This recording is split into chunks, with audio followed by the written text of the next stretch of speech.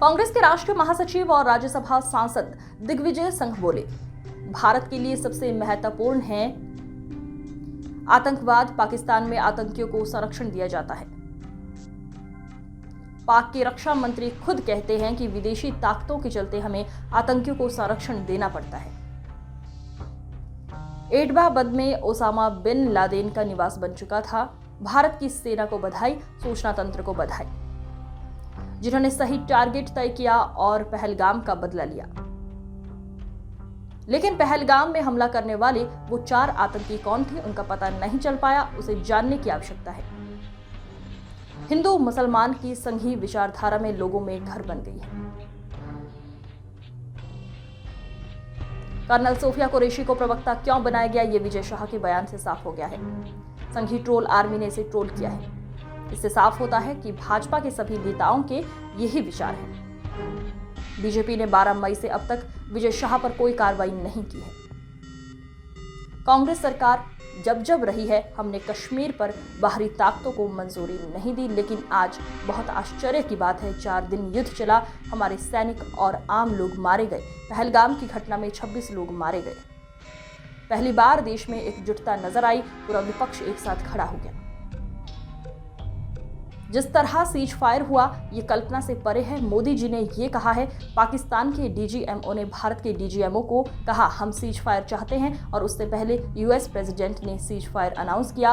फिर 5 बजे के बाद क्यों सीज फायर उल्लंघन हुआ? एक साथ खड़ा हो गया सरकार के साथ कि हमारे वैचारिक मतभेद हो सकते हैं, लेकिन जब आतंकवाद की लड़ाई लड़ रहे हैं, हम आपके साथ हैं, आपको पूरा अधिकार देते हैं कि आप सख्ती से कार्रवाई करें। लेकिन जिस तरह से सीज फायर हुआ, ये कल्पना से परे है। मोदी जी ने ये कहा है कि director general of military operations Pakistan के, उन्होंने हमारे director general of military operation को फ़ोन करके कहा कि हम सीज फायर से आतंकी गतिविधियों को संरक्षण दिया जाता है। स्वयं पाकिस्तान के जो रक्षा मंत्री हैं, वो इस बात को कह चुके हैं कि मजबूरी में हमें विदेशी ताकतों के प्रभाव से आतंकवादियों को संरक्षण देना पड़ा। यहाँ तक कि ओसामा बिन लादेन, जो खूंखार आतंकवादी था अल-कायदा का, उसको पाकिस्तान ने 6 साल, आज जिस प्रकार से भारत की सेना ने, डिफेंस फोर्सेस ने 4 दिन में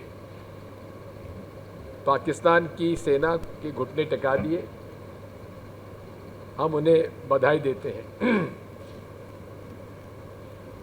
और जिस प्रकार से पाकिस्तान की सेना के जो प्रवक्ता है, जिस प्रकार से झूठी खबरें वे फैला रहे थे,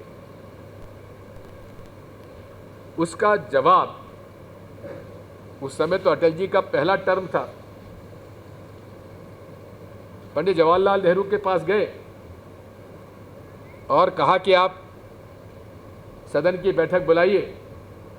सदन की बैठक बुलाई गई, चर्चा की गई, खुलकर चर्चा हुई। और हर समय जब भी देश पर संकट आया है, प्रधानमंत्री जी ने, कोई भी प्रधानमंत्री हो, उन्होंने विपक्ष के नेताओं से को अवगत कराया है। गुप्त रूप से मीटिंग होती है, क्योंकि ये सार्वजनिक नहीं की जा सकती, और उसमें उनको सारी जानकारी देकर उनकी आम सहमति बनती थी। ये स्वाभाविक है। लेकिन क्या उनके परिवार के खिलाफ भी जिस प्रकार का जहर उगला है उस मोदी जी की ट्रोल आर्मी सोशल मीडिया पर, और दुख इस बात का है कि जिन्होंने ये सब सोशल मीडिया पर डाला है, उनको मोदी जी फॉलो करते हैं, प्रधानमंत्री। इससे साफ जाहिर है कि विजय शाह ने जो कुछ कहा है, इस पे भारतीय जनता पार्टी की संघी विचारधारा सामने परिलक्षित होती है और इसीलिए आज तक 12 तारीख को दिए हुए बयान पर कोई कार्रवाई भाजपा ने विजय शाह जी पे नहीं की। एक दूसरी तरफ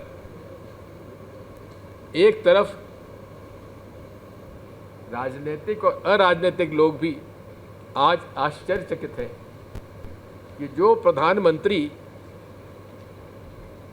बड़ी बड़ी बातें करते रहे हैं, उन्होंने एक director general of military operations के फोन पर समझौता कैसे कर लिया? क्या कैबिनेट कमेटी ऑन सिक्योरिटी की मीटिंग हुई? क्या भारत सरकार ने इस पर आपस में चर्चा की? क्या प्रधानमंत्री जी ने, भारत सरकार ने विपक्ष के नेता और विपक्ष पार्टियों से बातचीत की? आपने अपने आप निर्णय कैसे ले लिया और क्या शर्तों पर निर्णय किया? जो अनेक आतंकवादी, जिनको कि यूनाइटेड नेशंस ने घोषित किया जो आतंकवादी, वो पाकिस्तान में खुलेआम शरण पा रहे हैं, उन पर आपने कंडीशन क्यों नहीं रखी कि उसको आप दीजिए तो हमको सौंपिए? कंडीशन रखना चाहिए, सशर्त समझौता करना चाहिए था। बिना शर्त के समझौता कर लिया गया, हमें इसकी आपत्ति है।